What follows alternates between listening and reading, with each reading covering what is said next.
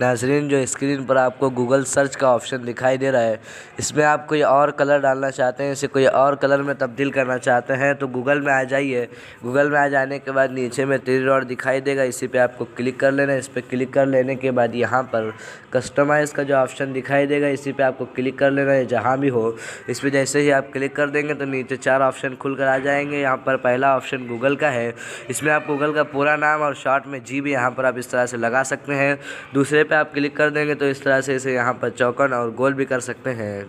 तीसरा option colour का है, इसमें आप इस तरह से इसका कलर भी तब्दील कर सकते हैं। इस पर क्लिक करके इसमें जो भी आपको कलर लगाना है वो यहाँ पर कलर भी आप इसमें लगा सकते हैं।